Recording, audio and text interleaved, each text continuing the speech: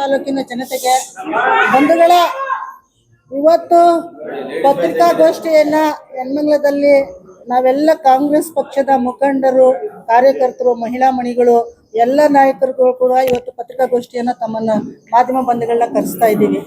ಈ ಬಿಜೆಪಿಯವರು ಯಾವತ್ತೂ ಒಳ್ಳೆಯದನ್ನ ಮಾಡಿಲ್ಲ. ಯಾಕೆಂದ್ರೆ ನೀವು ಇತಿಹಾಸನ ತೆಗೆದು ನೋಡಿ, ಬರೀ ಸುಳ್ಳು ಹೇಳೋದು, ಮೈಕ್ ತಗೊಂಡ್ಬಿಡೋದು, ಮಿಸ್ಗೈಡ್ ಮಾಡೋದು, ಜನಗಳ ಭಾವನೆಗಳ ಮೇಲೆ ಆಟ ಆಡ್ಕೊಂಡು ಬಂದಿರತಕ್ಕಂಥ ಇತಿಹಾಸ ಹೊಂದಿರುವ ಬಿಜೆಪಿ ಮುಖಂಡರಾದ ಜಗದೀಶ್ ಚೌಧರಿ ಅವರಿಗೆ ನಾನೊಂದು ಮಾತು ಕೇಳ್ತೀವಿ. ಇದೇ ಬಿಜೆಪಿ ಫಂಕ್ಷನ್ ಅಲ್ಲಿ ನೀವು ನಮ್ಮ ನೆಲಮಂಗಲ ತಾಲೂಕಿನ ಜನತೆಗೆ ಎಣ್ಣೆಯನ್ನು ಕೊಟ್ಟು ರೋಡ್ ತುಂಬ ಎಲ್ಲ ಉಳ್ಳಾಡಿಸಿ ನಮ್ಮ ತಾಲೂಕಿನ ಜನರ ಮಾನ ಮರ್ಯಾದಿನ ದೇಶದ ಮಟ್ಟದಲ್ಲಿ ನೀವು ತೆಗೆದ್ರಿ. ರಾಷ್ಟ್ರೀಯ ಪಕ್ಷದಲ್ಲಿ ಪಕ್ಷವನ್ನು ಮುಜುಗರಕ್ಕೆ ಈಡು ಮಾಡಿ ಆ ಪಕ್ಷದಿಂದ ಉಚ್ಚಾಟನೆಗೊಂಡ್ರಿ.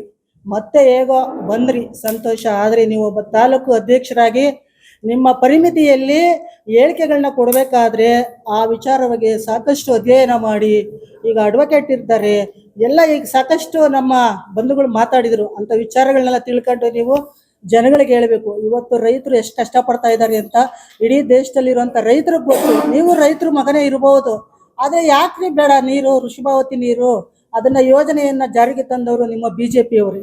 ಇವತ್ತೆಲ್ಲ ನೀರು ಕೊಡ್ರಿ ಅಂತ ಕೇಳಿದಾರಲ್ಲ, ಅವರೆಲ್ಲ ಅವ್ರ ಕ್ಷೇತ್ರದ ಜನಗಳಿಗೆ ವಿಷ ಕೊಡೋದಕ್ಕೆ ಅವ್ರು ಮುಂದಾಗಿದ್ದಾರ? ಹಂಗಾದ್ರೆ ನಮ್ಮ ಶಾಸಕರು ಮಾತ್ರ ವಿಷ ಕೊಡ್ತಾರೆ, ಅವ್ರು ಅಮೃತ ಕೊಡ್ತಾರ? ಎಲ್ಲರೂ ನೀರೇ ಕೊಡ್ತಾ ಇರೋದು. ದಯಮಾಡಿ ಹೇಳ್ತೀನಿ ಚೌಧರಿ ಅವರೇ, ನಮ್ಮ ಶಾಸಕರ ಬಗ್ಗೆ ನೀವು ಕೆಲವು ಹೇಳಿಕೆಗಳನ್ನ ಕೊಡ್ತಾ ಇರೋದನ್ನ ನಾನು ನೋಡ್ತಾ ಇದ್ದೀನಿ. ಉಡಾಪೆಯಾಗಿ ಮಾತಾಡಬೇಡಿ. ತಾಯಂದಿರಿಗೆ ಹೇಳ್ತಾ ಇದ್ದೀನಿ, ನಾವೆಲ್ಲ ಒಂದಿನ ಟೂರ್ ಪ್ರೋಗ್ರಾಮ್ ಫಿಕ್ಸ್ ಮಾಡ್ಕೊಳ್ಳಿ, ನಾವು ಬರ್ತೀವಿ, ಹೋಗೋಣ, ಆ ನೀರನ್ನ ಶೇಖರಣೆ ಮಾಡೋಣ. ನೀವು ಯಾರನ್ನ ಸೈಂಟಿಸ್ಟ್, ವಾಟರ್ ಸೈಂಟಿಸ್ಟ್ನ ಕಳಿಸ್ತೀರಿ ಸಂಶೋಧನೆಗೆ, ನೀವೇ ಆಯ್ಕೆ ಮಾಡಿ, ನೀವೇ ಅದನ್ನು ಸಂಶೋಧನೆ ಮಾಡಿಸಿ. ಅದು ಸರಿ ಇಲ್ಲ ಅಂತ ಪಕ್ಷದಲ್ಲಿ ಆ ನೀರನ್ನ ನಮ್ಮ ಕೆರೆಗಳಿಗೆ ತರೋದು ಬೇಡ.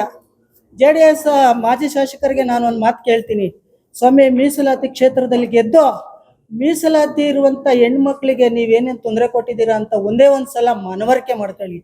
ಸಮಾಜಕ್ಕೆ ಆಗ್ತಿದ್ದಂಥ ಸಮುದಾಯ ಭವನವನ್ನು ನೀವು ಎಷ್ಟು ತೊಂದರೆ ಕೊಟ್ಟು ನಿಲ್ಲಿಸಿದ್ರಿ ಸ್ವಾಮಿ. ನಾವ್ಯಾರು ಇರೋದಿಲ್ಲ ಸ್ವಾಮಿ. ನಮ್ಗೆ ಅಧಿಕಾರ ಸಿಕ್ಕಿದಾಗ, ಅವಕಾಶ ಸಿಕ್ಕಿದಾಗ ಜನರಿಗೆ ಒಳ್ಳೇದನ್ನ ಮಾಡಬೇಕು. ನೀವು ಇವತ್ತು ನೀವು ಭ್ರಮ ನಿರಸನ ಆಗ್ಬಿಟ್ಟಿದ್ದೀರಾ. ಯಾಕೆಂದರೆ ನಮ್ಮ ಶಾಸಕರು ಮಾಡ್ತಾ ಇರುವಂಥ ಕೆಲಸ ವೇಗದಲ್ಲಿ ಹೋಗ್ತಾ ಇದೆ. ಅವರು ಹಗಲು ರಾತ್ರಿ ಊಟ ಮಾಡ್ತಾರೋ, ಏನೇನು ನಿದ್ರೆ ಮಾಡ್ತಾರೋ ಇಲ್ವೋ ಗೊತ್ತಿಲ್ಲ, ಮಧ್ಯಾಹ್ನದವರೆಗೂ ಕ್ಷೇತ್ರದಲ್ಲಿ ಸಂಚಾರ ಮಾಡ್ತಾರೆ. ಒಂದು ಸಣ್ಣ ಮಗು ಬರ್ತಡೆಗೆ ಹೋಗ್ತಾರೆ. ಪ್ರತಿಯೊಂದು ಕಾರ್ಯಕ್ರಮ, ಪ್ರತಿಯೊಂದು ರೈತರು, ಮಹಿಳೆಯರು ಎಲ್ಲ ಸಮಸ್ಯೆಗಳನ್ನ ಇವತ್ತು ಕಚೇರಿಯಲ್ಲಿ ಕೂತ್ಕೊಂಡು ಕೇಳ್ತಾ ಇದ್ದಾರೆ. ಜಾತ್ಯತೀತವಾಗಿ ಪಕ್ಷಾತೀತವಾಗಿ ಇವತ್ತು ಅವರು ಕೆಲಸ ಮಾಡ್ತಾ ಇದ್ದಾರೆ. ಬಿಜೆಪಿಯವ್ರು ಬಂದ್ರು ಅಂತ ಓಡಿಸ್ತಾ ಇಲ್ಲ, JDS ಅವ್ರು ಬಂದ್ರು ಅಂತ ಓಡಿಸ್ತಾ ಇಲ್ಲ. ಯಾಕಂದ್ರೆ ಎಲ್ರಿಗೂ ಕೂಡ ನೋಡಿ, ಅದೇ ಹೇಳೋದು ಸಂವಿಧಾನದ ಆಶಯ ಅಂತ ಹೇಳಿ.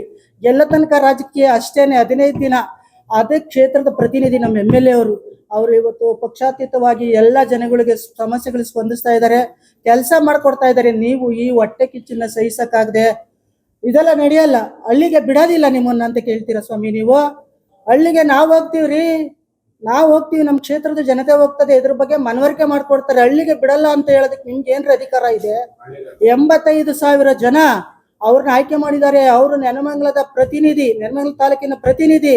ಎಷ್ಟು ಅನುದಾನ ತಂದು ಕೆಲಸ ಮಾಡ್ತಾ ಇದ್ದಾರೆ. ಟ್ರಾಫಿಕ್ ಸಮಸ್ಯೆ ಎಷ್ಟಿತ್ತು, ಇವತ್ತು 10 ವರ್ಷ ನೀವು ಅಧಿಕಾರದಲ್ಲಿ ಇದ್ರಿ, ಯಾವ್ದೇನಾದ್ರು ಲೇಔಟ್ ಅಲ್ಲಿ ಬನ್ನಿ, ನಮ್ಮ ಲೇಔಟ್ ಕರ್ಕೊಂಡು ಹೋಗ್ತೀನಿ. ಏನಾದ್ರೂ ಕೆಲಸ ಮಾಡಿದ್ದೀರಾ ನೀವು ಆತ್ಮಾವಲೋಕನ ಮಾಡಿಕೊಳ್ಳಿ. ನಿಮ್ಗೆ ಜನರ ಅವಕಾಶ ಕೊಟ್ಟಿದ್ರು, ಆ ಟೈಮಲ್ಲಿ ನೀವು ಒಳ್ಳೆ ಕೆಲಸ ಮಾಡಲಿಲ್ಲ. ಇವತ್ತು ನಮ್ಮ ಕಾಂಗ್ರೆಸ್ ಪಕ್ಷದ ಶಾಸಕರಾದಂಥ N. ಶ್ರೀನಿವಾಸ್ ಅವರಿಗೆ ಅವಕಾಶವನ್ನು ಕೊಟ್ಟಿದ್ದಾರೆ. ಅವರು ಯುವಕ ಕೆಲಸ ಮಾಡ್ತಾ ಇದ್ದಾರೆ. ನಾವೆಲ್ಲ ನಿಜವಾಗಿ ತುಂಬಾ ಖುಷಿಯಿಂದ ಇದ್ದೀವಿ. ಕೆಲಸ ಮಾಡೋದಕ್ಕೆ ಬಿಡಿ. ರೈತರಿಗೆ, ಜನರಿಗೆ ಈ ಕಕ್ಕಸ್ ನೀರು ಅಂತ ತಲೆಗೆ ಹೋಗ್ಸೋದನ್ನ ಬಿಟ್ಬಿಡಿ. ದಯಮಾಡಿ ಈ ತಪ್ಪು ಸಂದೇಶನ ಕೊಡಬೇಡಿ. ನೀವೇನಾದ್ರೂ ಈಗ ಹೇಳಿದ್ರು ನಮ್ಮ ಅಡ್ವೊಕೇಟ್ ಸಾಹೇಬ್ರು, ರಿಟ್ ಹಾಕೊಳ್ಳಿ ಹೈಕೋರ್ಟ್ಗೆ, ಅಲ್ಲಿ ವಿಚಾರಣೆಗೆ ಒಳಪಟ್ಟು ವಾಟ್ರು ಅದು ಅಶುದ್ಧೀಕರಣ ಅಂತ ಬಂದಾಗ ಬೇಕಾದ್ರೆ ಸ್ಟಾಪ್ ಮಾಡೋಣ. ಕೆಲಸ ಮಾಡೋದಕ್ಕೆ ಬಿಡಿ. ಯಾಕಂದ್ರೆ ಅವಕಾಶ ಕೊಟ್ಟಿದ್ದಾರೆ ಜನ, ಕೆಲಸ ಮಾಡೋದಕ್ಕೆ ಬಿಡಿ. ಮುಂದೆ 28 ಚುನಾವಣೆಗೆ ನೀವೆಲ್ಲ ಚುನಾವಣೆನ ಎದುರಿಸೋಣ. ಶಾಸಕರನ್ನ ಹೆಂಗ್ರಿ ಬರ್ತೀರಾ ಅಂತ ಕೇಳ್ತೀರಾ ನೀವು ಹಳ್ಳಿಗಳಿಗೆ? ನಿಮ್ದು ಹಿಟ್ಲರಿಸಮ್ಮ? ದಯಮಾಡಿ ವಾಪಸ್ ತಗೊಳ್ಳಿಯ ಮಾತು. ಶಾಸಕರ ಬಗ್ಗೆ ಉಡಾಪೆ ಮಾತಾಡ್ತೀರಾ ಅಂತ ಶಾಸಕರು ಕೆಲಸ ಮಾಡುವಂಥವ್ರು ಸಿಕ್ಕಿದ್ದಾರೆ. ಒಪ್ಕೊಂಡು ನೀವು ಒಳ್ಳೆ ಕೆಲಸಕ್ಕೆ ಸಪೋರ್ಟ್ ಮಾಡಿ. ಥ್ಯಾಂಕ್ ಯು ಬಂಧುಗಳೇ.